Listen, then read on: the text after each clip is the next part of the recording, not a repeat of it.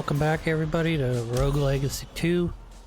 We're gonna hop back in here and see if we can't get to the last of the estuaries, and then hopefully move on to the final boss. So let's see where we're at. Oh wait, yeah, we are. I'm forgetting where I'm at now. We did beat the last estuary. We're taking on the looks like the final boss now, so I just need to gather up a little bit more stuff. Maybe some, well, with the cook I'm gonna be mainly operating to get some money, but if possible we are going to try to tackle the boss at some point here. I'm hoping to get through the final boss here quickly, and then go from there, I think. Obviously, final boss is the end of the game, Chris, so I don't know what you mean by take it from there, but that's what we're gonna work on now, and it'll be fun. But a lot to discuss, lot to look at.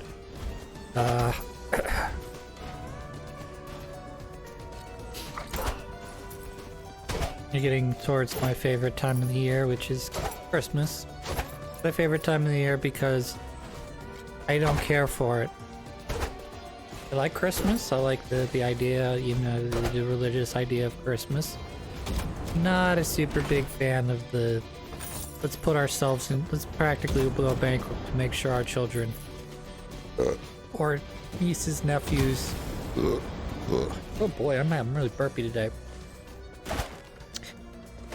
You know, we go overboard, I think, in a lot of cases, and you know, it's a matter of, I think, keeping up with the Joneses a little bit. You know, either you saved your money all year and now you're gonna show your kids, you know, oh, this is, we're get you exactly what you want for Christmas, or oh, well, we're gonna overspend, or you know, whatever. I don't know. It doesn't make much difference to me in terms of how much shit you get. Excuse me. You know, it's about spending time with family and, you know, having a good meal, you know, that sort of stuff, but it always gets lost, and you know, then you get your relatives that come over for Thanksgiving and Christmas that you don't see eye to eye with politically, socially, economically, whatever you want to say. So what we're doing right now is we're going to go back and we're going to try to find the, what do they call that? We're going to try and find the storage room again, because there is a scar we need to unlock so that I can start getting, so I can start working to get empathies towards it.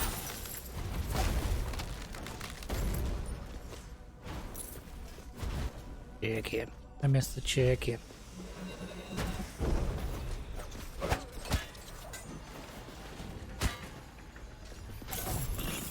What I'm doing here right now. A little too much visuals going on right now.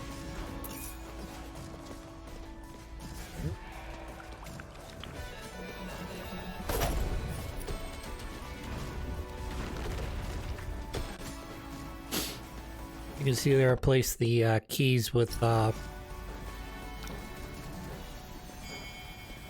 ruins now, so relics, ruins, whatever they're called.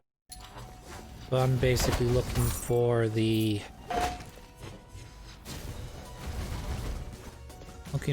room. This is what I'm looking for. Get the chicken that time, and we're gonna go back in the same spot we did before. I'm not really sure why that appeared like that, but whatever. We're gonna go back in the hidden room. We're gonna go upstairs, and the scar should be over here somewhere. In the other room, that is. Yeah, there's Scar. Wave of voice crashes through your head, the cries of hundreds of souls all clamoring to be heard. I'd probably be the big pile of bodies below me. In this room. So, yeah. Not great.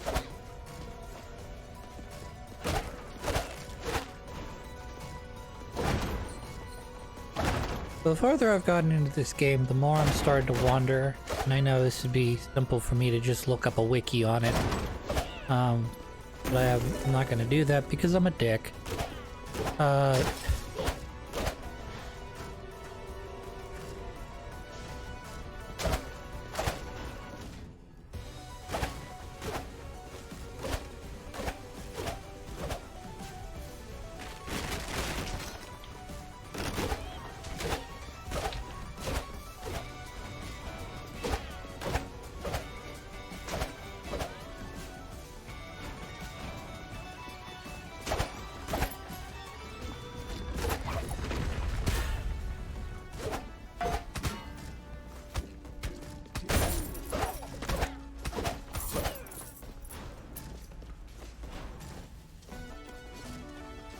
But getting back to my point, I think that,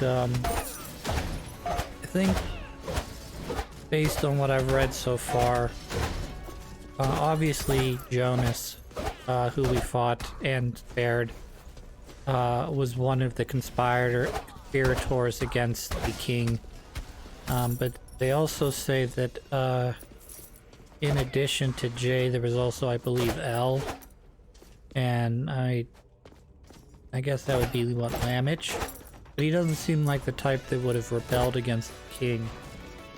So I don't know. I'm not really sure. I imagine some of the other estuaries were also part of this conspiracy, but I can't really tell because some of them, you know, they basically say are loyal to a fault,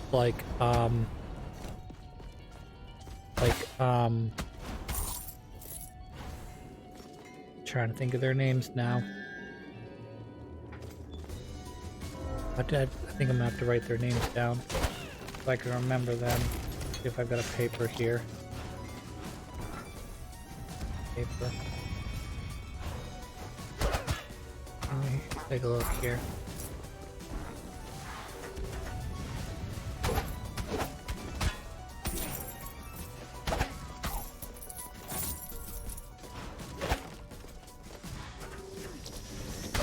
I guess not. Honestly, I should have written their names down.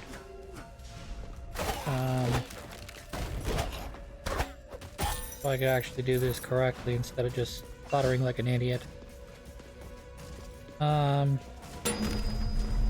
down here in the dry lake, his name is Tabul.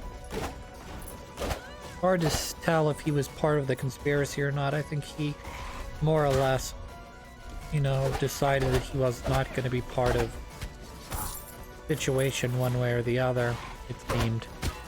You know, we know that, as in the first game, that,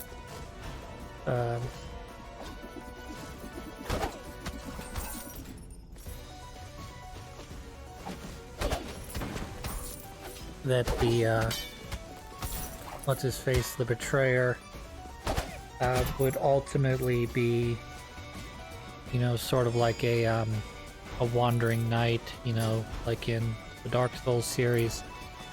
But I don't know. Again, I think, like I said, you know, some of them either didn't care, were too interested in their own studies, were too loyal to the king, or were just sort of stuck in their ways. To actually, it died, great, actually rebel against the king.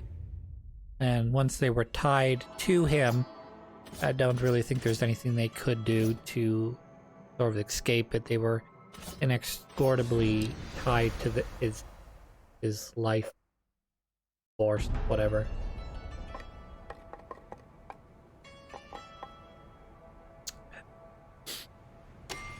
So the plan here is gonna try to level up the this guy here, the bard, and then in addition to leveling up the bard, I think we're gonna try to maybe if we can't beat the boss, and we need more money.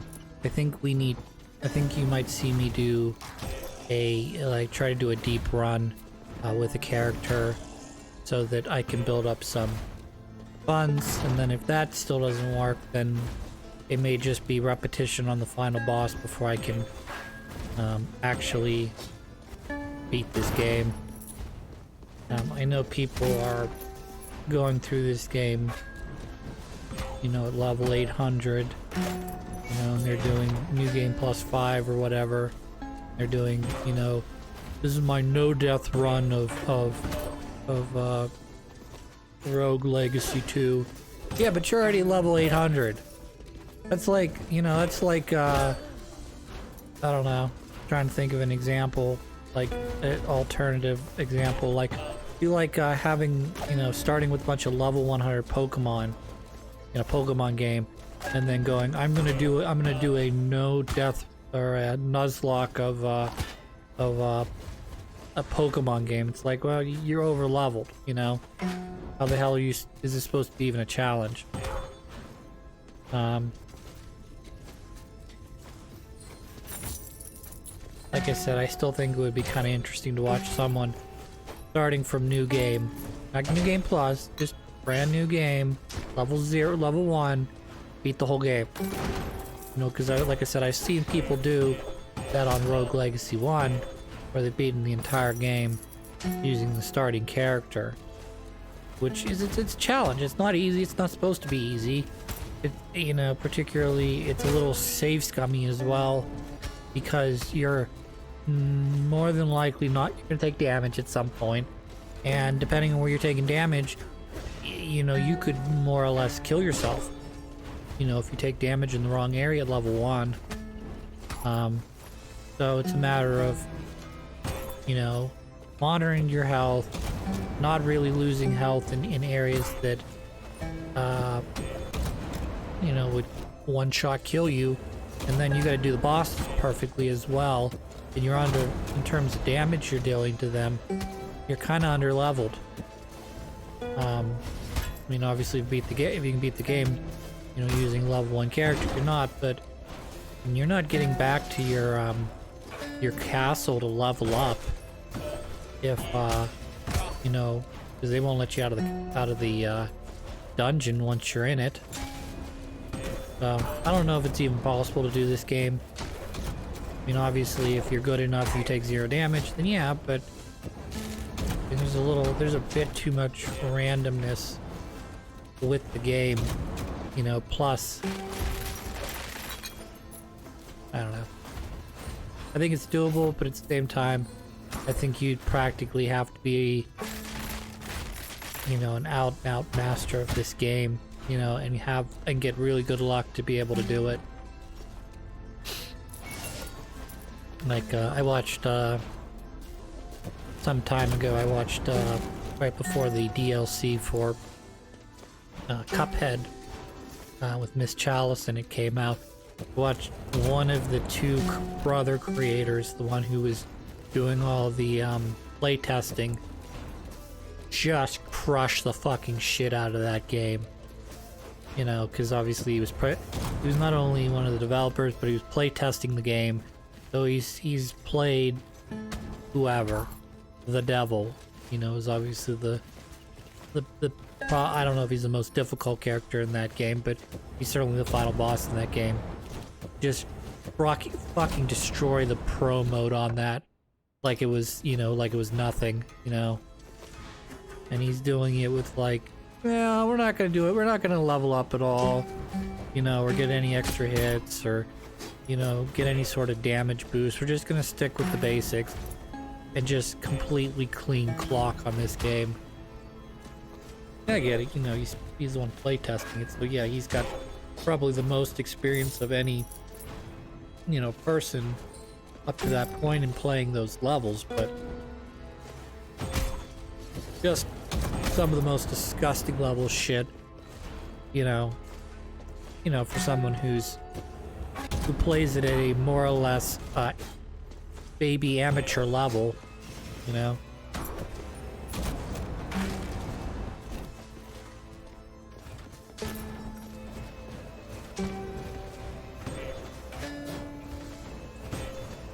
We're just gonna start here at the new game, guys. It's not a big deal. We're just gonna play new game. We'll start from the very beginning here, and yeah, I'm just gonna not level up my character at all, and we're just gonna go through the whole game, and I'm gonna beat it in about 15 minutes because, yeah, I basically know the patterns inside and out. It is both the most impressive thing, and I don't want to waste my life doing this. It just, I don't know, be the greatest, you know, Cuphead player of all time. And up, up, up, up, and over. I do have deep respect for that, for the speedrunning community, particularly the more I watch it, you know. Sometimes you see these guys and they, you know, it's all about, well, you know, the clock says 5 seconds, but I ended up taking 100 damage out of, you know, 105 health points. It's like, okay, you just sort of just fucked your way through the game, just do it as quickly as possible. But, you know, Cuphead obviously is just this ridiculous, hey, you get 2 hits and that's it, and then you die. Or maybe even less if you choose some sort of perk that increases your damage but reduces your health or whatever. But that shit's impressive. And I'm sure I've talked about, I watched, when my brother Greg first got me into this, one of the first 80Q speedruns I watched was, he was telling me about this guy who did, completed Super Mario Sunshine, which that game is not exactly the friendliest game for people, because the camera is still not quite to the point where you'd want it to be.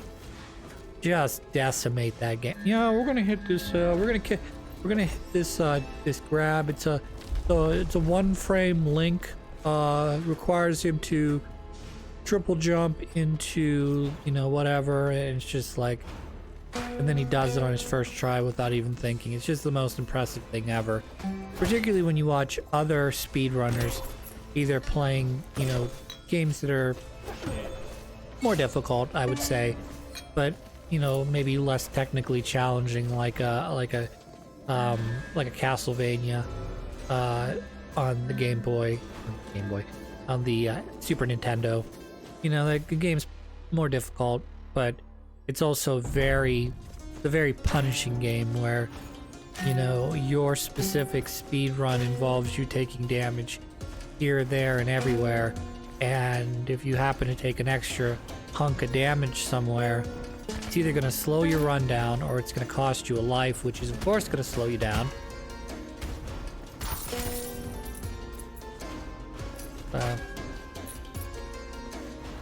But we're gonna do this 1-frame Link. It's great. Like, god dang. I know in many cases you guys are sort of manipulating the RNG or the mechanics of the game, but woof.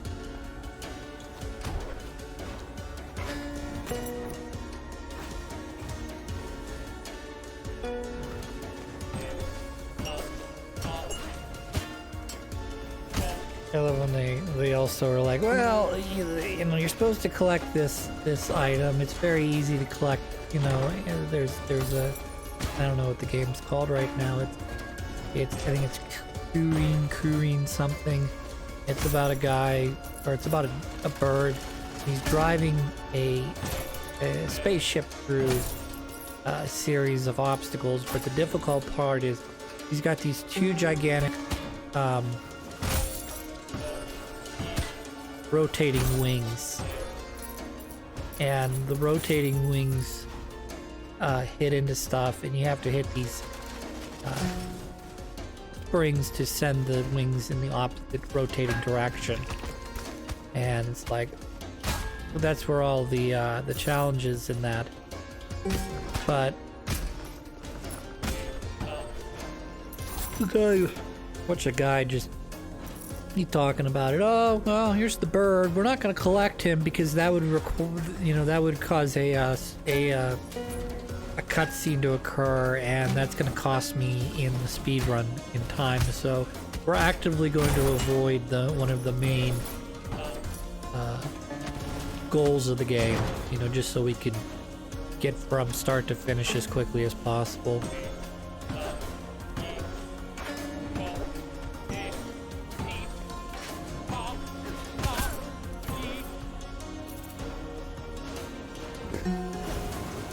That was lucky. Not exactly sure how I threaded that needle.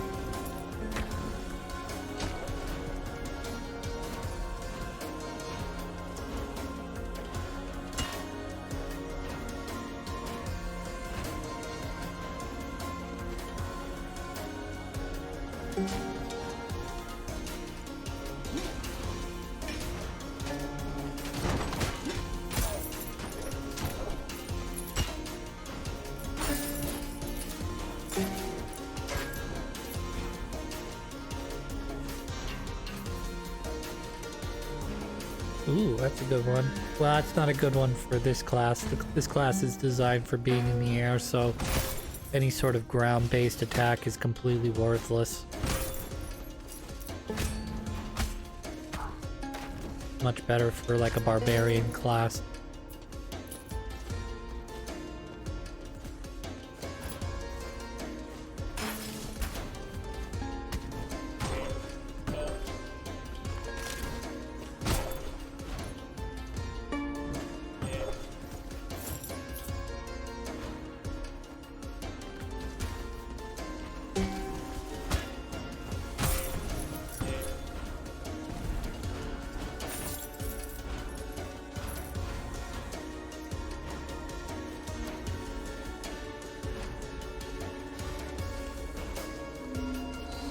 The help.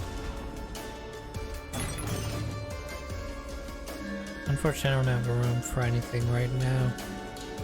I would need something that would either be very cheap or something that would increase my resolve.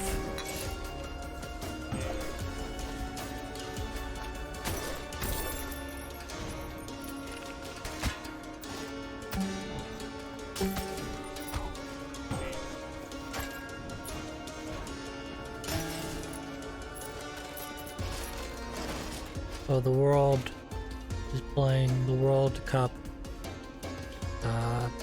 United States made it past their group round, which I'm very proud of them for doing, because there was a point there where it was sort of a roller coaster ride where round one, Iran loses to England. So I'm like, okay, they're out of contention. So we just have to get a win either against England and or Wales, and we'll be into the second round. Well, what happened? The United States is up 1-0, and they fuck it up by allowing Wales to get a late goal, tie up the game. So that's a draw. Great. Second round, United States probably gonna lose. Great. Might as well count our chickens already. We've lost. The game's over. Lost our opportunity to get out of the group,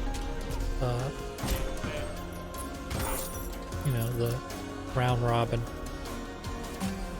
So what happens? United States ties England. So we've got 2 draws. Iran's got a loss, and they're gonna play Wales. So what happens? Iran beats Wales. So now they've got, in terms of standings, they've got 3 points. United States only has 2 points because they had 2 draws. A draw is worth 1 point and a win's worth 2. So what has to happen is the United States has to beat Iran in order to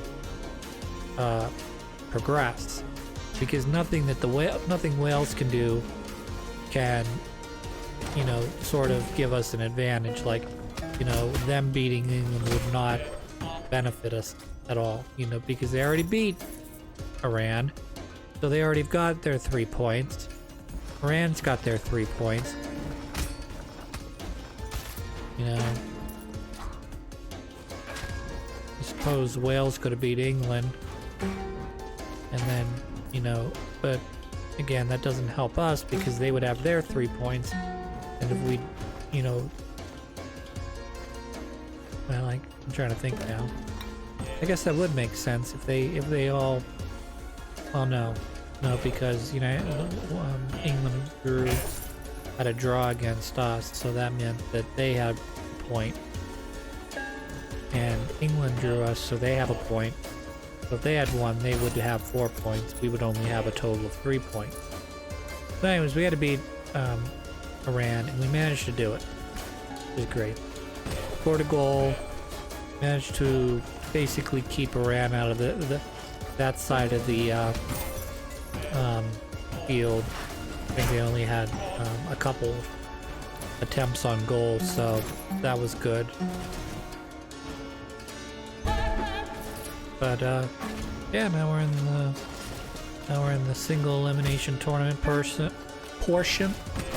So, you know, we're gonna play, I believe it's Denmark. So that'll be great.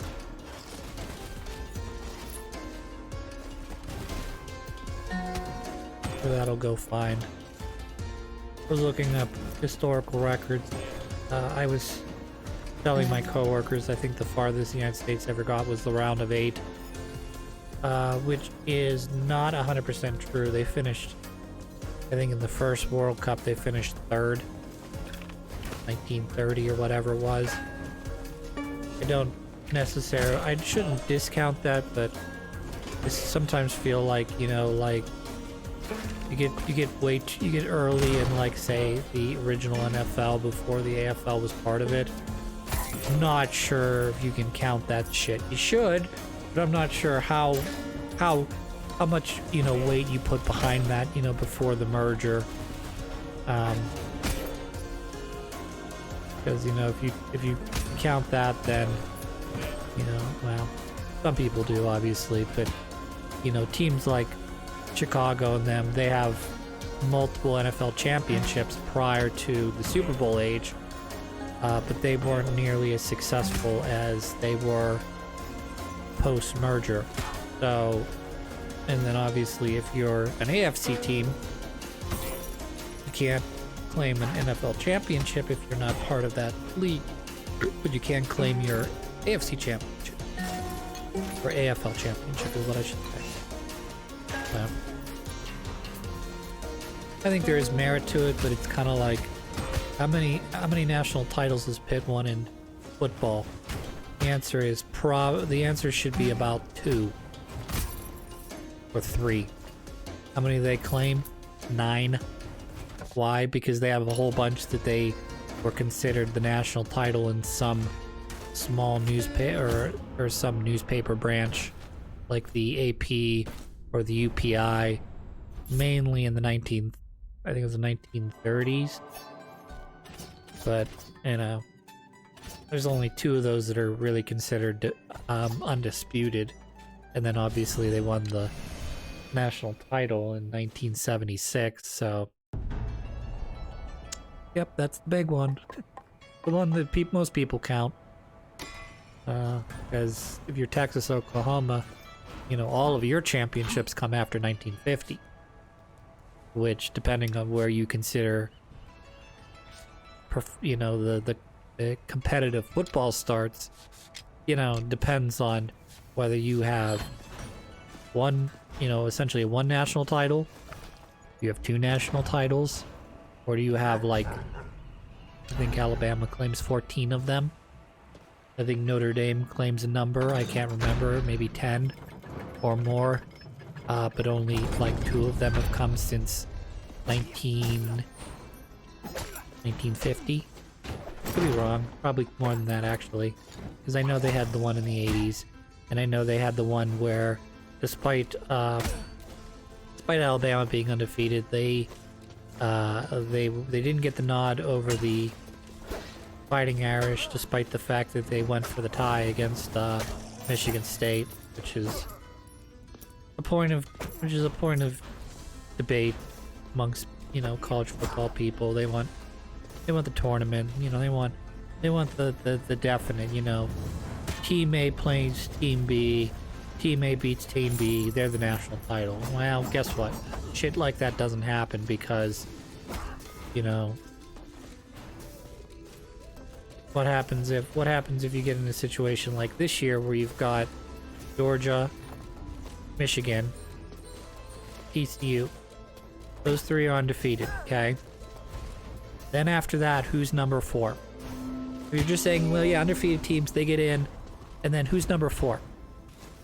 Is it a one-loss Ohio State team that lost to undefeated Michigan team? Is it USC, who's only got one loss against Utah? Is it a shitty team from the SEC like Alabama that's got more than 2 losses? Is it Tennessee's that's got more than 2 losses? Is it LSU that's got 3 losses? I mean, you can make the argument that the SEC is the toughest league, but I mean, at the same time, like, when you play cupcakes in November, I mean, I'm not 100% sure that you get to call yourself the toughest league anymore. When you're playing baby games, and when you're supposed to be playing your best football, you're playing baby games to keep your team healthy, and you can rest your starters, and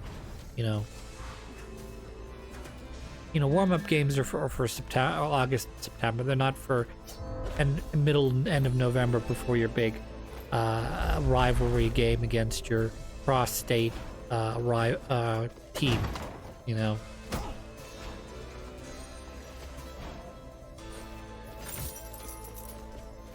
not supposed to look at it and go, well, we expect Texas to be really good this year, so we're gonna play the Citadel the week before. Why? Because we want to give them a chance to really heal up before they have to play Texas next week. Like, yeah, I mean, if everybody's fucking gunning, Texas is the clear, favorite in your conference, and everybody's gunning for them. Everybody's playing a Citadel, a Georgetown, the week before they're set to play the big. I mean, is it fair? No, but I mean, they can do whatever the hell they want. They're not governed by any sort of, not governed necessarily by the NCAA making their schedule, saying, well, we'd really like it if, say, the number 1 team from the Big Ten plays the number 2 team from the SEC at the beginning of the season.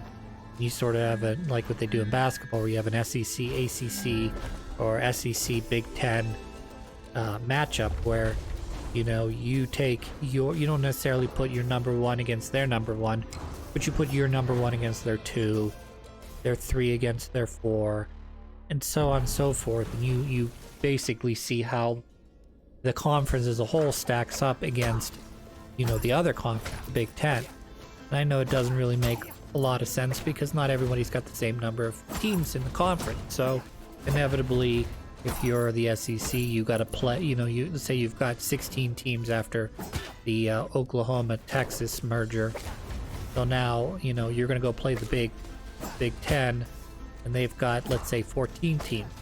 So, who do you leave out? Do you leave out do you leave out one of your middling teams, in the middle of your pack? Or do you leave Vanderbilt out? Or do you just go straight down the list and you go, well, too bad, let's just say Northwestern, they didn't have a super great season this year. Northwestern, you've got to play the quote-unquote 14th best team in the conference, which turns out to be like a Missouri, South Carolina, level of program. And, like Vanderbilt, you don't have to play. And let's just say, I don't know, Mississippi State's been really good, but a lot of those teams have been really good. I don't really know who after Vanderbilt, I don't really know who you call out as the, you know, other bottom of the barrel team in that conference.